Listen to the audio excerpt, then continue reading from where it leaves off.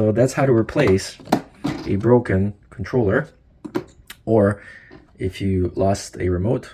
What's up, everybody? So today I'm going to show you how to swap out your controller box on any of the 12 volt or 24 volt rides and make it Bluetooth friendly. Or if your remote stopped working all of a sudden and you need to swap out a controller box, then this is also the video for you. Additionally, I'm going to show you how the inside of these electric cars look and how you can upgrade the motors for the wheels and how you can upgrade the speed and replace the battery. We're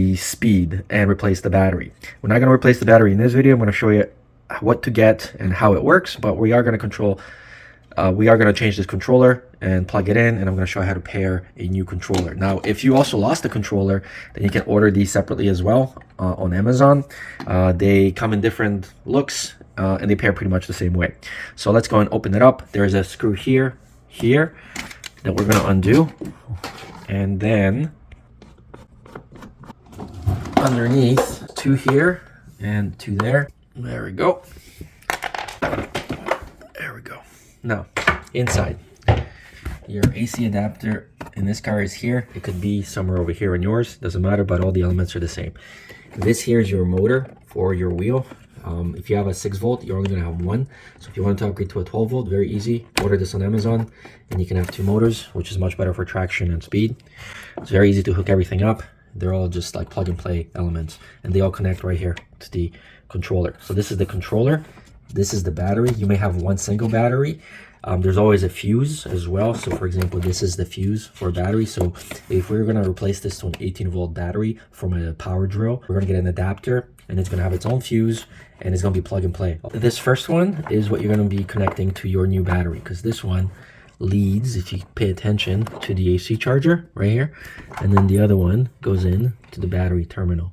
This second one is for the 2 motors. So you can see that one of the black cables goes to this motor, and then this one, these 2 go to here, and then this is connected to this motor. And then this one is connected along with the bottom ones to the tail lights, the control module, and the front lights. So again, this is going to connect to a battery that's going to be 18 volts, and it's going to have its own fuse. So you're going to bypass this whole thing, and you're going to bypass the AC as well, because you don't need it. So let's remove this control box right now. There are 2 screws here. Has 3 plugs here, and then there's a plug on here, and then this one's just a newer version, and it's the same thing. It's got a plug on here, and then it's got 3 here. So let's go and disassemble everything here. Usually just press these in and they come out. Now let's go and plug this one in, and there we go. And then we just put this one on. Well, first you want to test the car, make sure that it still functions.